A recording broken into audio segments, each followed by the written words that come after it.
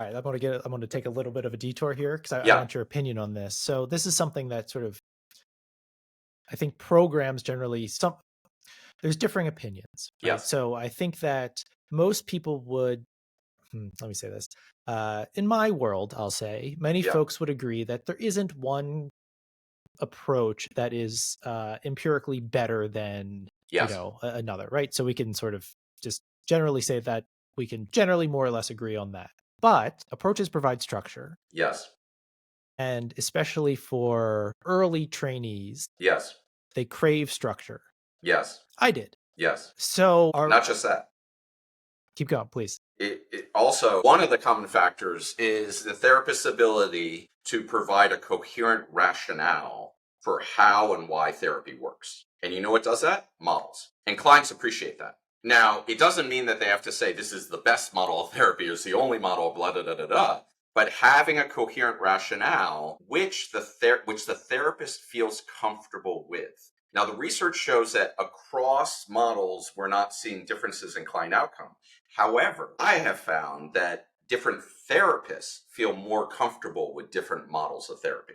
And so why not let them use that? So do you lean on the side of training programs do well to start students in an approach and sort of start narrower and then broaden as they move along? Yeah, I think when you learn any skill, you typically start with a model and you're working within a model, and then as you gain proficiency and expertise, you learn additional models and you eventually develop your own personal model. And I think most therapists end up with their own personal, Dan's N of one model of doing therapy, right? Mhm. Which is going to be very unique to you and will likely include a bit of a bunch of different models you've learned. And so that's where we want you to end up. But to expect you to be there in your first 3 months of therapy is crazy. So what we do at Sentio is we teach a number of different models of therapy that we think are accessible and appropriate for beginners. And we are using deliberate practice to help those trainees internalize those skills and then personalize the skills. And if it's okay if I expand upon that a little bit. Absolutely. So one of the most common concerns I hear about deliberate practice is that it's going to turn therapy. It's a reductionist approach to therapy. It's like, oh, therapy is this art. It's nuanced, ultimately kind of ineffable. And if you break it down into micro skills, you're really just reducing it to Mhm. pieces. And you could turn therapists into a cog in a machine or a robot. And we don't want therapists just memorizing lines.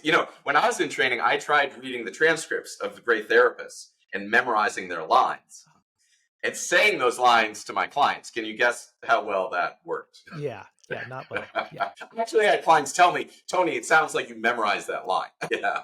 Best supervision we get is from our clients. And so I learned, unfortunately, that I was going to have to come up with my own lines.